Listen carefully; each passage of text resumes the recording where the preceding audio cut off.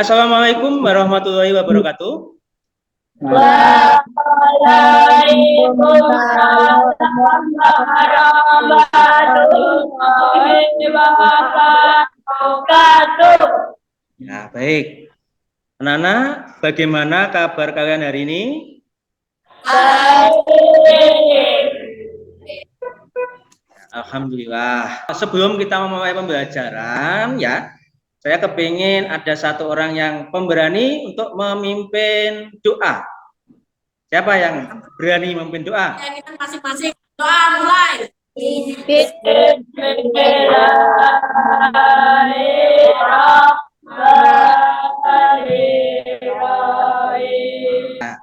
Makasih ya Mas Bintang ya, kita berdoa tujuannya apa? Supaya pembelajaran kita hari ini berjalan dengan lancar. Saya lihat ini kelompok 2 kok hanya 3 orang ini. Kemana ini temannya yang lain? Tolong anak-anak yang lain jika tidak masuk itu harus ada izin ya. Bisa dipahami ya? Bisa. Nah, kali ini kita memang akan belajar tentang norma dan aturan. Kalian amati gambarnya di sini. Gambar apa, anak-anak?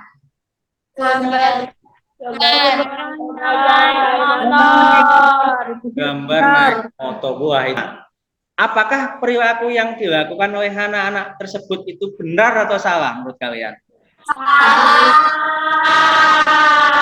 Salah ya. Kenapa kok salah? Karena membahayakan diri sendiri dan orang lain. Nah, tentu tindakan yang dilakukan anak-anak tersebut ya pasti ada yang dilanggar.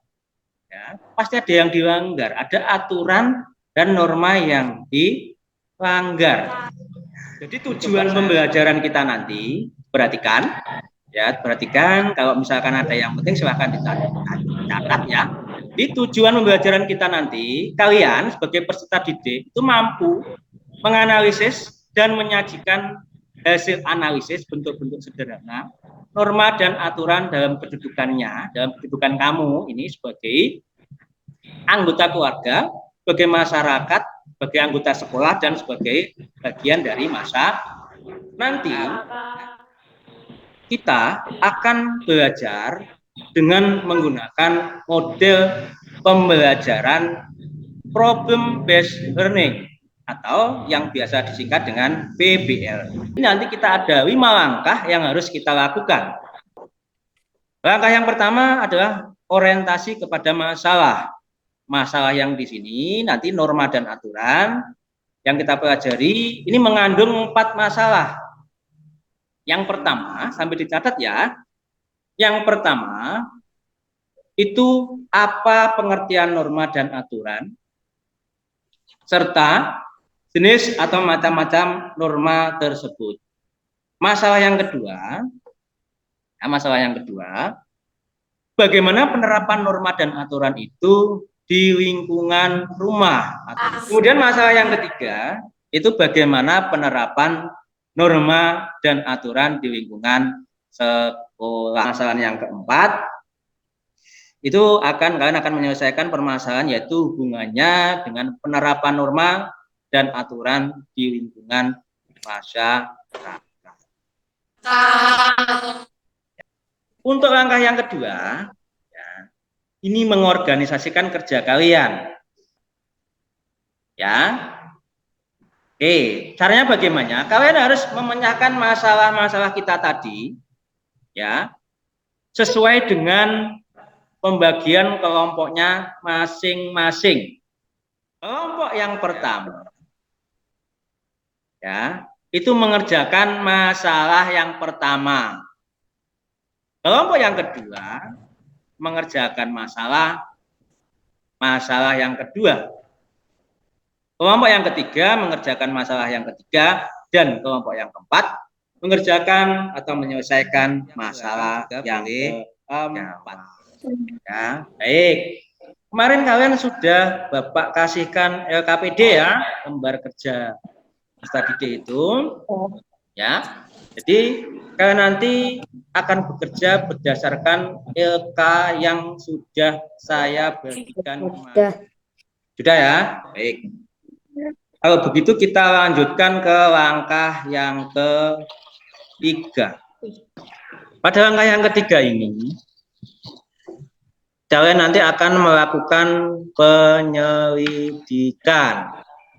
Kalian boleh mencari lewat sumber di internet. Tapi yang perlu diingat ya, ketika kalian mencari sumber itu di internet atau biasa kalian nyebutnya apa? Bahwa Google ya. Kalian menyebutnya Google itu harus ditulis sumbernya. Ya, sumbernya harus ditulis. Yang kedua, kalian bisa mencari atau bertanya atau melakukan wawancara kepada pakar. Pakar di sini bisa Bapak Ibu guru. Sebelum kalian melakukan, coba apakah ada yang ingin bertanya? Nah, silakan. Bisa sumber ya Pak. Iya, bisa.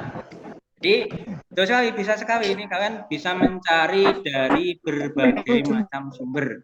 Jangan hanya satu saja, dari berbagai sumber sehingga nanti ketika sumber-sumber itu sudah terkumpul bisa kalian diskusikan lagi, ya diskusikan lagi. Kalian cari informasi sebanyak-banyaknya. Pak Wid sambil memantau di sini. Bahkan waktunya sekitar 25 menit ya. Dibagi, tugasnya dibagi. Ada yang nyari di buku, kemudian ada yang nanti nyari di internet, atau boleh nanti tanya ke yang jaga perpustakaan ya. Dari berbagai sumber nanti kalian mencarinya. Ya, kelompok 1 silakan dilanjut lagi, mungkin kelompok 4, yuk kelompok 4.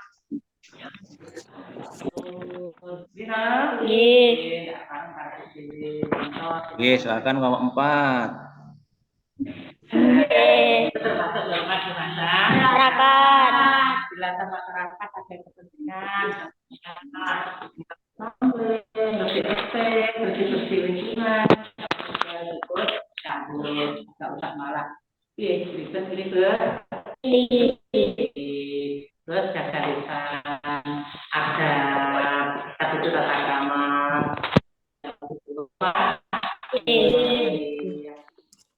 Apa saja pelaksanaan norma di lingkungan rumah? Di lingkungan rumah,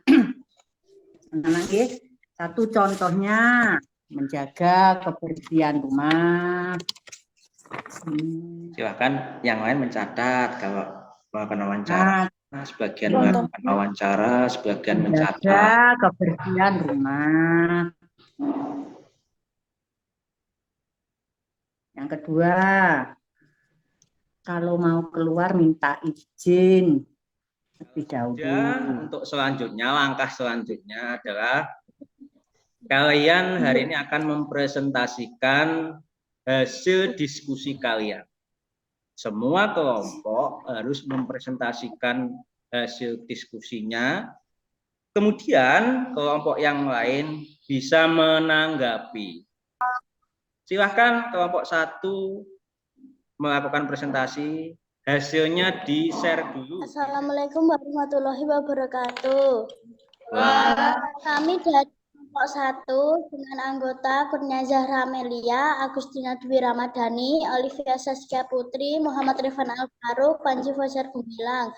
Kami akan mempresentasikan hasil penelitian dan pengamatan yang telah kami diskusikan bersama, yaitu sekian presentasi kami dari kelompok 1.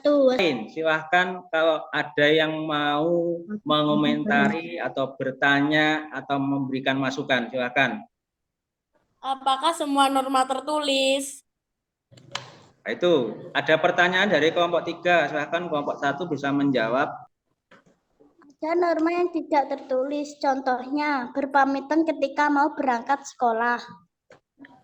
Oh, iya. Berarti kalau contoh norma tertulis di sekolah apa? Contohnya memakai seragam lengkap. Perkenalkan, kami dari kelompok 2, terdiri dari anggota kelompok Gaya, Diska, Zizi, Wima. Kami akan mempresentasikan hasil diskusi kami tentang pelaksanaan norma di lingkungan rumah. Dari jawaban kelompok 2 tadi disebutkan bahwa setiap anggota keluarga harus melaksanakan hak dan kewajibannya masing-masing. Apa hubungan hak dan kewajiban dengan norma di rumah? Hak dan kewajiban sangat berkaitan dengan norma di rumah, karena ketika hak dan kewajiban sudah dilaksanakan dengan seimbang, maka kehidupan menjadi damai. Norma dan aturanlah yang menjadi acuan dalam melaksanakan hak dan kewajiban.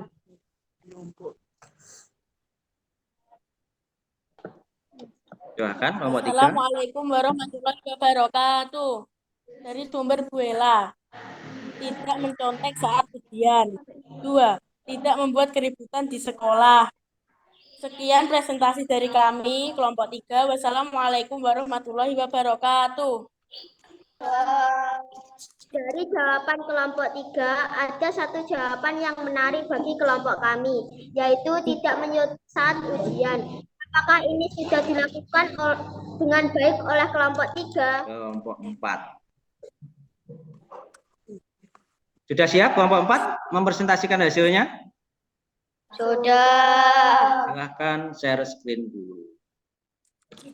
Kami dari kelompok 3 ingin memberikan sedikit koreksi terhadap hasil dari kerjaan kelompok 4, yaitu pada jawaban meminta izin ketika pergi keluar rumah. Menurut kami, itu bukan norma yang berlaku di masyarakat, tetapi norma yang berlaku di keluarga.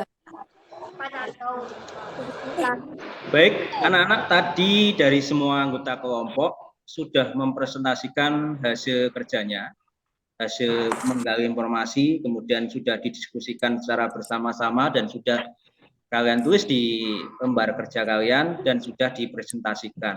Nah, tugas kalian selanjutnya menarik kesimpulan dari apa yang sudah kalian kerjakan. Norma secara umum adalah aturan yang dipakai sebagai petunjuk individu untuk bertingkah laku. Ya, itu kesimpulan dari kelompok 4. Saya ulangi lagi, silakan dicatat kelompok yang lain. Jadi norma itu ya bedanya ada sebagai apa tadi? Aturan ya yang dipakai oleh setiap individu ya untuk bertingkah laku. Jadi untuk selanjutnya ya sebelum kalian mengerjakan tugas ya ini akan Bapak berikan video pembelajaran. Ya, tujuannya adalah untuk menguatkan apa yang sudah kalian lakukan tadi.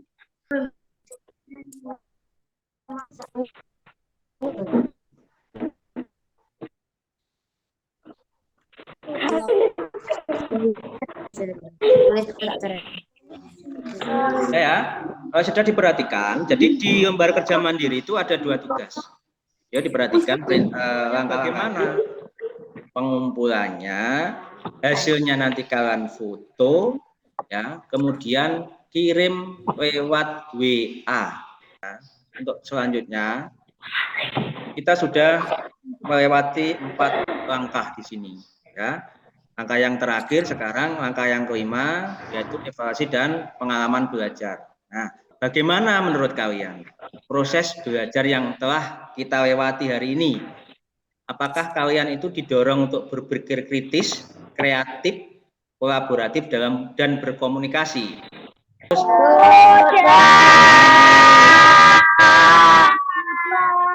Menurut kalian, apakah pembelajaran yang kalian lakukan hari ini menyenangkan atau tidak? Menyenangkan.